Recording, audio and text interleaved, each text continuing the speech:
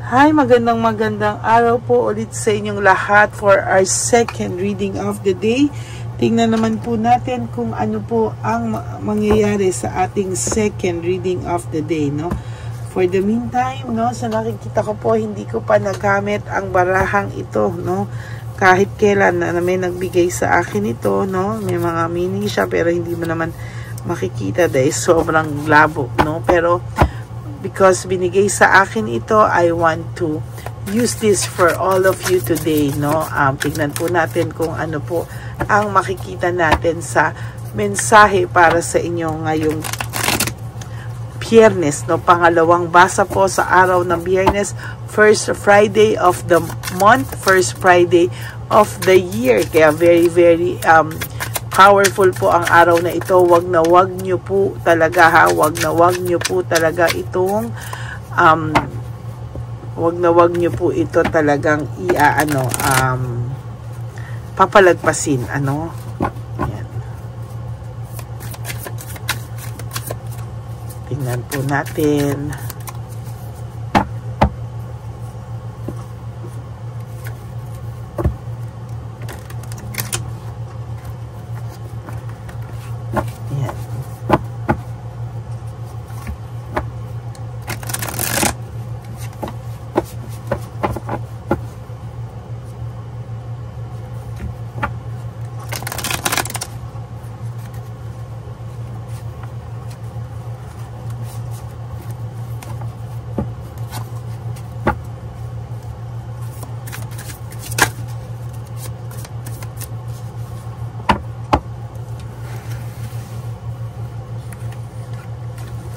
Pili po tayo ng 20 cards or let's make it 24 cards, no?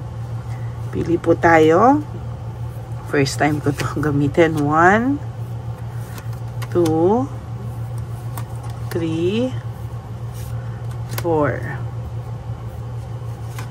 5, 6, 7, 8, 9 and 10. Parang may kapareho siyang isang baraha ko pero yung labas lang hindi, iba pala yung kulay lang. So this is 10 cards already. Pili pa po tayo ng 14 cards, no? Okay, 1, 2, 3, 4, 5, 6, 7, 8, 9, 10. Dito sa bandang 11, 12, 13, and 14. Dalawa na nakuha ko. Okay, itabi muna po natin itong mga hindi natin napili.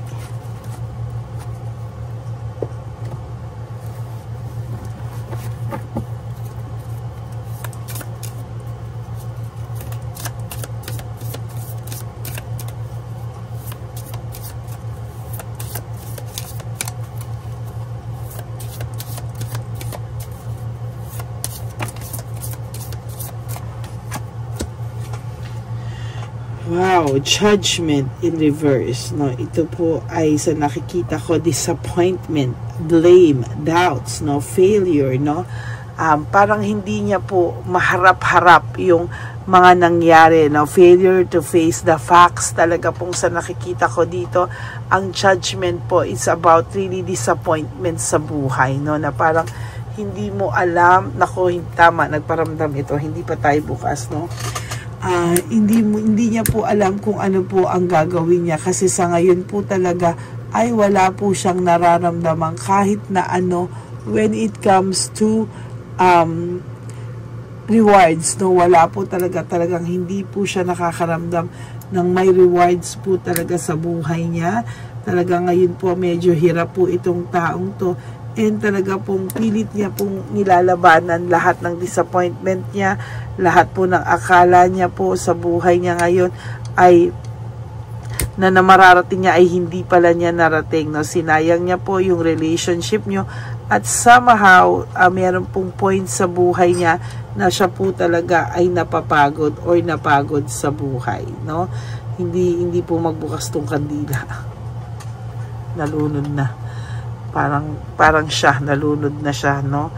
Sa nakikita ko din po ngayon, ang taong ito ay nakakaramdam po ng matinding disappointment, at sa kanya po ay hirap po siya, no? Sa mga oras ngayon ay hindi niya po alam kung ano po ang kanyang gagawin sa buhay niya, no? There is this parang kapaguran sa buhay niya na hindi niya po maintindihan, ano? This is about new beginnings for you, no? So kung nakikita mo po na itong taong ito ay nahihirapan po siyang i-let go ka, ikaw naman po ay magkakaroon ng new beginning sa buhay mo, no? Hindi niya po kakayanin, pag sinasabi ko nga po sa inyo lagi, no, pag ikaw na yung nag-move on, hindi niya na po kakayanin. Why? No, why? Kasi ang pakiramdam po ng taong ito ay siya po ay ikaw ay sa kanya lamang, no? At kahit anong mangyari, hindi po siya makakalimutan or hindi mo siya makakalimutan. Pero ang nangyari po dito ay ikaw po mismo ay makakaramdam po ng matinding pagbabago sa buhay mo, no? Makaka-adjust ka. Paano nararamdaman mo? Bakit ang gaan na ng pakiramdam ko? Or, minsan may times na naiisip mo pa rin itong taong to, pero hindi na siya ganun kasakit, no? Tulad ng una, lalo na po kapag talagang ngayong mga panahon na to, marami kang pinagkakabalahan, hindi ka tumigil sa lahat ng sakripisyo mo sa buhay dahil kailangan mo talagang kumilos, no? There will come a time na marirealize mo, hindi na ako ganun kalungkot, hindi na ako ganun kapagod. Parang ngayon, parang excited ka na harapin. Ayaw mo munang magrelasyon for some of you, no?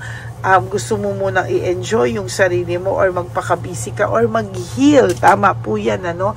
Kaya lang po, ang sasabihin ko sa iyo, huwag ka pong madi-disappoint, ha?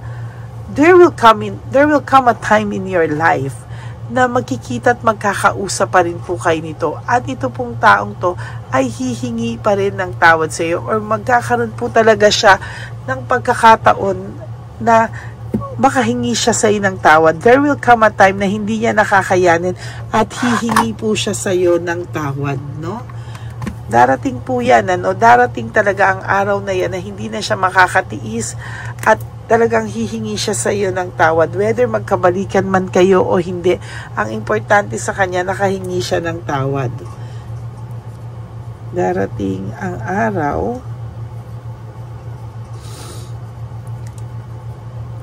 na siya ay hihingi ng kapatawaran sa iyo. Sa lahat ng mga kasalanang hindi niya inamin. Hindi niya inamin sa'yo. Huwag ka pong mainip, ha? Huwag ka pong mainip kasi darating ang araw na siya ay hihingi ng kapatawaran sa lahat ng kasalanan na hindi niya po naamin sa'yo, no?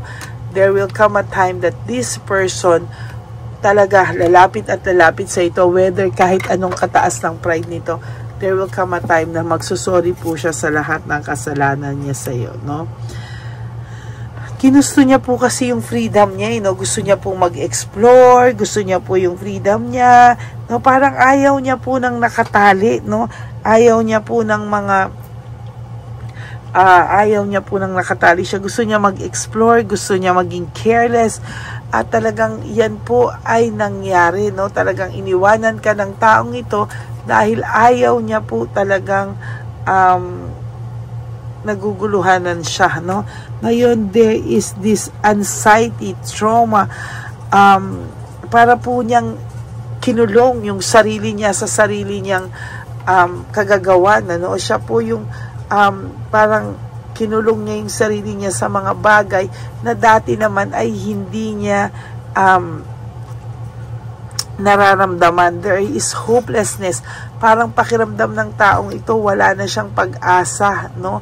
Na maayos pa yung buhay niya sa ngayon.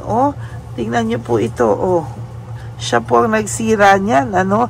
Parang broken family, waste of time, arguments, lahat po, no? Talagang meron siyang nararamdaman dito na sinira niya po yung masayang pagsasamahan nyo. Ngayon, nakakaramdam siya ng piti, panay siya away sa ibang tao. Minsan nananahimik to kasi feeling niya waste of time pa na magsalita siya dahil wala ka na rin naman So, ano pa ang kanyang gagawin, ano?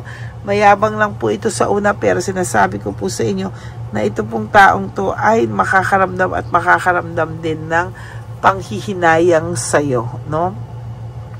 At ito pong taong ito talaga ay parang ang pakiramdam niya po ngayon, nung una na hiniwalay ang kanya ay, wow, independent na ako, no?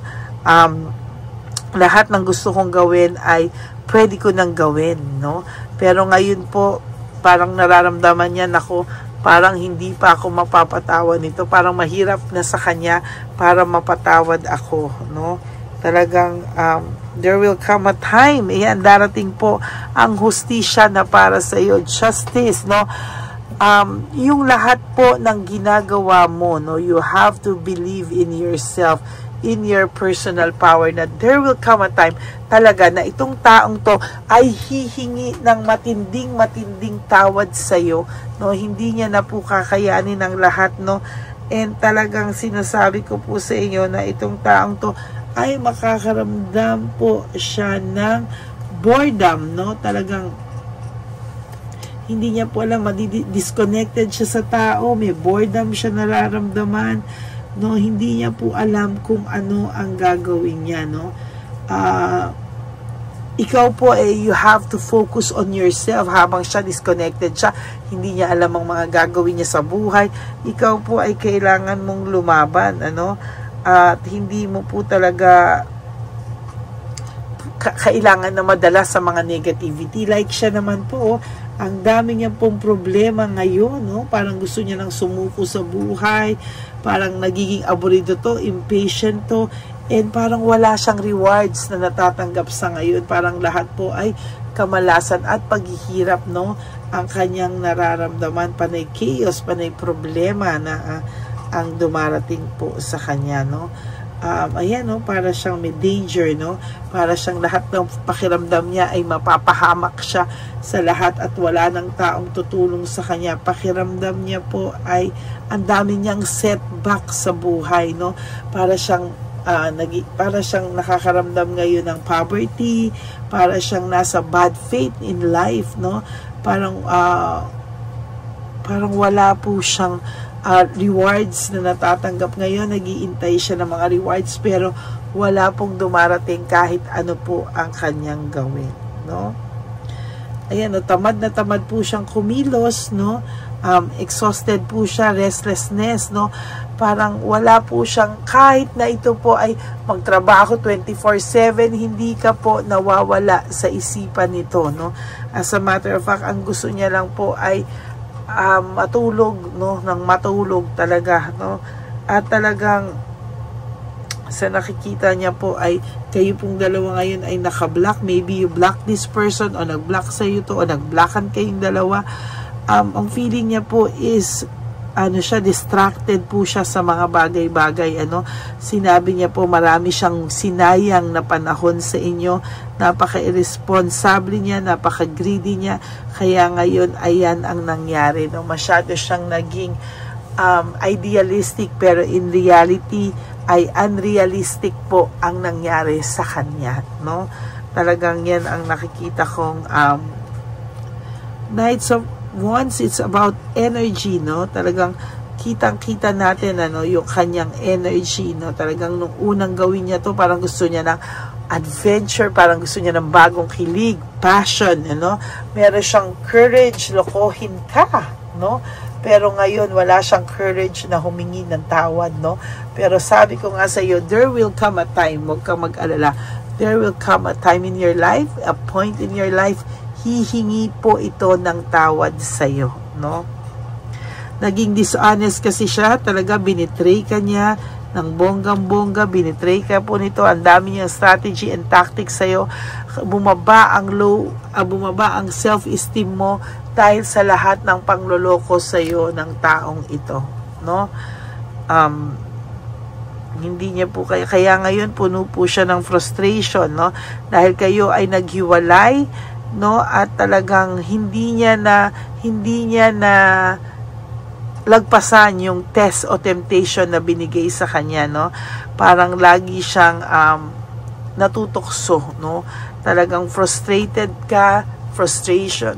frustrated ka dahil sa kanya, at siya ngayon ang nakakaramdam naman ng frustration dahil sa inyong paghihiwalay, no? Ikaw po, there are many choices po sa iyo talaga, no? Marami ka pong talagang pangarap para sa inyong dalawa, pero ang ginawa niya po ay sinira niya po ito, no? Yung mga promises niya ay naging unfulfilled sa iyo, no? Hindi po talaga niya ikaw binigyan ng konsiderasyon, no? Hindi niya po inisip yung consequences na darating po dito sa kanya, no? Kaya marami po ngayon darating sa kanya na problems, insecurity, nagkakaroon na po siya ng insecurity, at saka po talagang failure, no, when it comes to a lot of things, no? Ito pong taong to ay nakakaramdam ng matinding failure sa ngayon sa kanya, no? Gusto niya pong mag-move forward, no? Maayos sa mga problema, makapagpahinga, maka-exit, no? Gusto niya rin pong maglakbay, no? At mag-isip-isip, no? Talagang gusto niyang mag-rest, mag-isip muna, no? At talagang hindi niya alam kung ano po ang kanyang gagawin sa mga susunod na araw sa buhay niya, no? Na-manipulate ka po niya kasi talaga, no? Talagang sa kanya mga untruthfulness, no? Ikaw po ay na-manipulate ng taong ito, and so far sa kasamaang palad, no? Nasaktan ka po talaga ng taong ito, at talagang hindi mo po akalain na magagawa niya yan sa'yo, no? Sa ngayon po talaga ay siya po ay nababurn out, overstress, no? Meron din po itong talagang pagka yung energy niya, no? Talagang panay-inggit ngayon sa kung ano man ang nakikita niya pag masaya ka, no? Burnout and overstress po siya sa buhay niya, at talagang ngayon po ay talagang nararamdaman ko yung pagiging irresponsible niya sa sarili niya, no? Habang ikaw po ay may control ka na ulit sa buhay mo, security, control, no? Talagang may control ka na po, no? And marami ka pong material gain ngayon, financially magiging stable ka, at may protection ka po talaga sa ngayon, no? Very ikaw po ay binabalansi mo na po, you want to have a balanced life, no? At ikaw po ay magiging balanse, ma-change mo po yung mga circumstances or yung mga hindi magandang nangyari sa iyo sa buhay mo, no? Talagang ngayon po ay magiging mas maayos ka pa sa mga darating na panahon, no? Siya po ay makakaramdam ng dissatisfaction, mixed emotions, satisfaction, fear, no? Subconscious po talagang gulong-gulo po siya talaga sa isip niya ngayon. Moon is all about mixed emotions, no? Ito po nandiyan yung takot, yung dissatisfaction, lahat po ng pwedeng maramdaman ay nandiyan, ano? Yan po talaga yung moon, no? At talagang, nako. So, yan po, no? Siya po ay napuno ng selfishness, unfair po siya, naging unfair siya sa iyo. Yung pride niya po is sobra-sobra, no? There's excess pride, no? Talagang mahirap po ibaba ang pride niya, pero wag kang mag-alala, darating talaga ang araw na talagang hihingi ito ng kapatawaran sa lahat po ng mga kasalanan niya na hindi niya po maamin-amin sa iyo o hindi niya po inaamin sa iyo. Okay? Yan po ang ating second reading of the day. Very, very powerful po talaga ang mga readings natin because it is the first Friday of the month, first Friday of the year. Kaya talagang wag niyo pong papalagpasin ang kahit na isang reading ngayon. Naku, talagang you will miss a lot of things, no? Pwede nyo pong balikan, pero sana po mapanood nyo sa mismong araw ng Biyernes, no? Yan, maraming salamat po sa inyong lahat.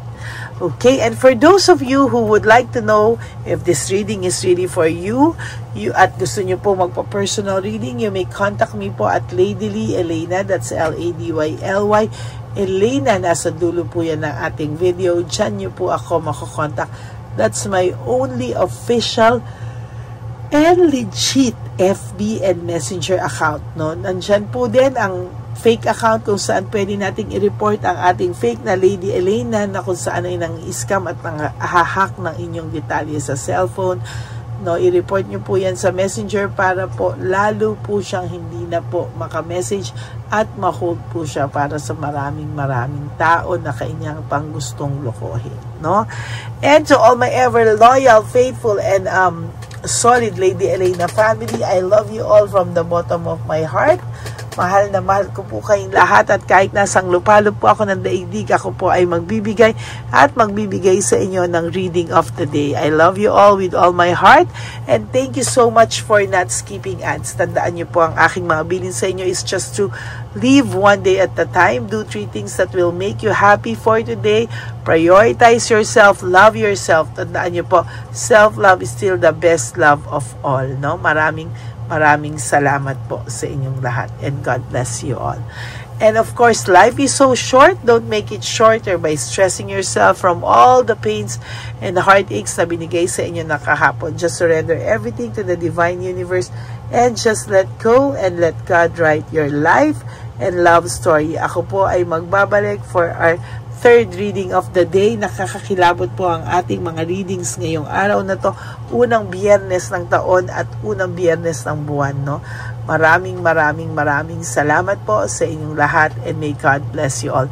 Thank you so much for not skipping ads, and for those of you who would like to give me a super thanks for this video, I would really appreciate that and love that from the bottom of my heart. Okay? Maraming salamat po, and God bless you all. Bye! Magandang gabi po ulit sa inyong lahat. Ako po ay muling nagpapaalala sa inyo na mayroon pong lumalabas sa FB at Messenger account na fake account po, no, nang hihingi po ng $25 through PayPal, at hindi po yan totoo. Huwag po kayong maniwala dyan.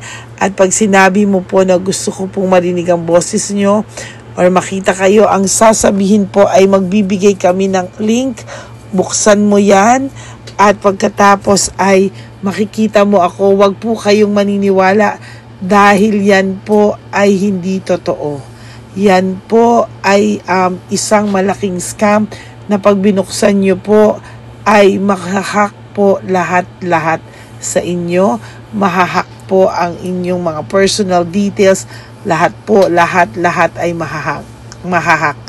Ako po ay nalulungkot na ito po ay nangyari, ngunit sa talagang may mga tao pong masasama, at may mga tao po talagang hindi makatiis na hindi gumawa ng masama sa ibang tao. Pero maging aware po sana kayo, tulungan niyo po ako, i-report po natin yung fake na yan at sa FB para siya po ay mawala na. At wala na po siyang mabiktima pa, no? Nandyan po lahat ng details, at maraming salamat po sa inyong lahat. Maraming salamat po sa inyong lahat, at mag-iingat po kayo.